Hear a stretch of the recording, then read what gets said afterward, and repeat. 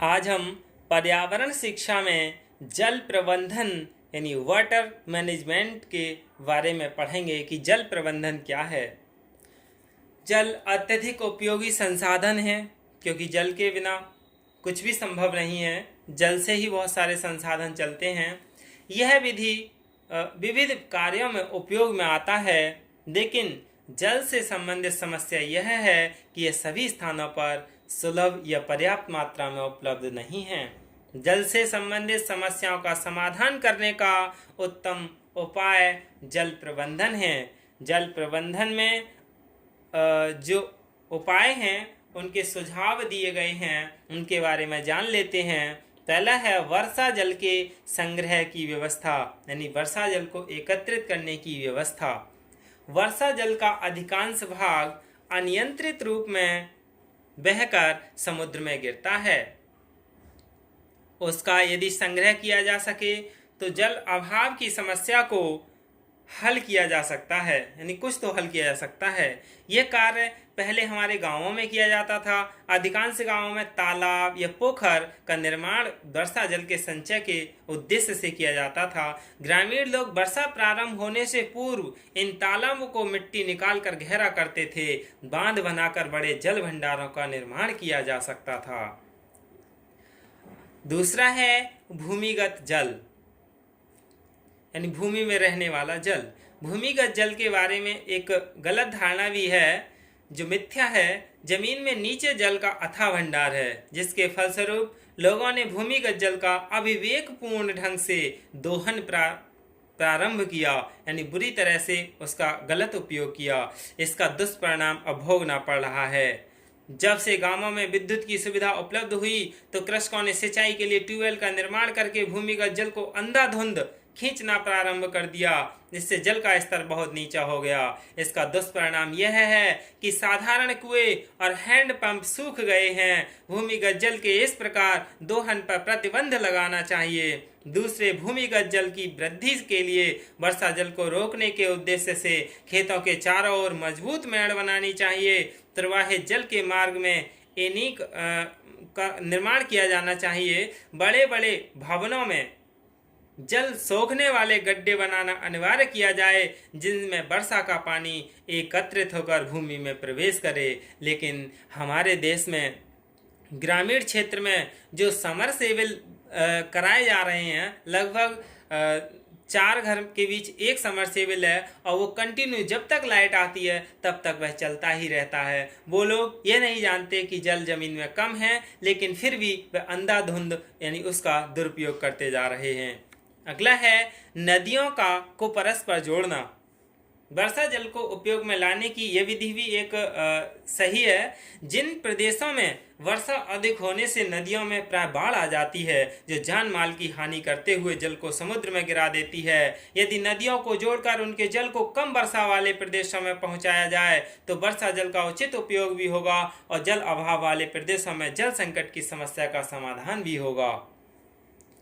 अगला है जल भंडारों की सफाई, यानी यदि हम इस तरह से मैनेज करें जल के लिए तो जल संकट दूर हो सकता है। अगला है यही है जल भंडारों की सफाई। इन जलाशय जैसे झीलें व तालाब ऐसे जल भंडार हैं जिनमें वर्षा के जल का संग्रह होता है। इनमें वर्षा के जल के साथ बहकर आने वाली मिट्टी के जमने से ये उथले होते जाते हैं, जिससे इनकी जल भराव क्षमता कम हो जाती है और आवश्यक है कि इनकी मिट्टी खोदकर इनको पुनः गहरा किया जाए। अगला है जल गुणवत्ता को बनाए रखना। मानव के स्वास्थ्य की दृष्टि से जल गुणवत्ता का ध्यान रखना भी जल प्रबंध का एक अंग है। यानी वाटर मैनेजमेंट के लिए प्रयोगशालाएं स्थापित करनी चाहिए, जहां उसकी जांच होने के बाद जल उपयोग के लिए जल संग्रह स्थल से बाहर भेजा जाए। अगला है जल की आपूर्ति नियंत्रित हो, यानी जो जल है उसकी आपूर्ति कंट्रोल में होनी चाहिए, जिससे कि जल बच सके। जल की कमी को देखते हुए जल की आपूर्ति 24 घंटे में केवल एक बार 2 घंटों के लिए होनी चाहिए। लेकिन अधिकतर देखा गया है कि जिन नगरों में जल आपूर्ति 24 घंटे होती है वहाँ जल व्यर्थ में बहता रहता है। वो लोग निष्क्रिय होते हैं, पानी का बहुत ज़्यादा ही दोहन करते हैं, यानी आवश्यकता से अधिक नहाते भी हैं, स्नान करते हैं, और जहाँ 1 गिलास पानी की ज़रूरत हो वहाँ समरसेबल चला के या टंकी खोल के ही पीते हैं, तो वहाँ कितना पानी बहता है, यानी 1 गिलास की जगह 5-6 लीटर पानी बह जाता है। अगला है जन चेतना जागृति,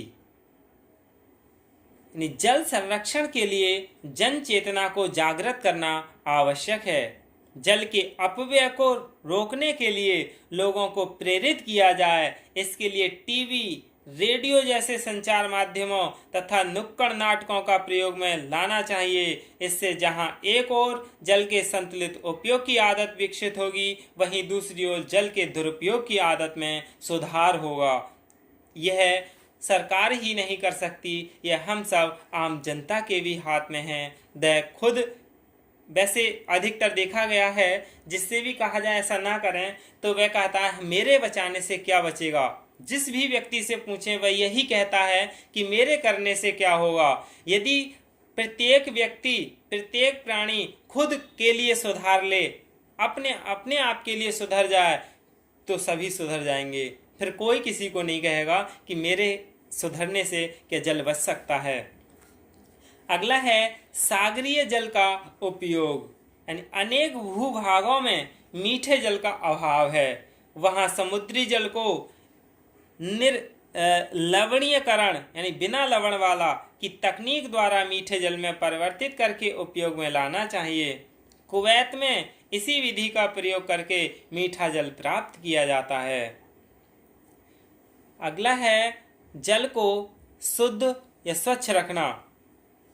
भारतवर्ष में नदियों को मां का स्थान दिया जाता है, इसलिए आज भी गंगा नदी को गंगा मैया कहकर पुकारते हैं। नदियों में प्रवाहित जल अधिक स्वच्छ और शुद्ध माना जाता था, लेकिन हम लोगों ने मातुल्य इन नदियों के आंचल पर प्रदूषण का ऐसा धब्बा लगा दिया कि आज हम इसके जल को प्रयोग में लाने से संकोच करते हैं।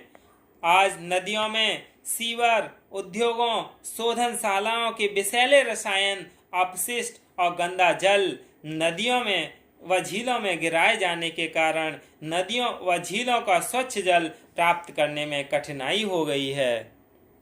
भविष्य में यह जल अत्यधिक प्रदूषित होने से जल की कमी की गंभीर समस्या पैदा कर सकता है। सरकार को कानून बनाकर उद्योगों को पाबंद करना चाहिए कि वे अपशिष्ट पदार्थ नदियों में प्रवाहित न करें। इसी प्रकार नदियों किनारे स्थित नगरों के सीवर तथा गंदे पानी को साफ करने के लिए शोधन प्लांट लगाएं।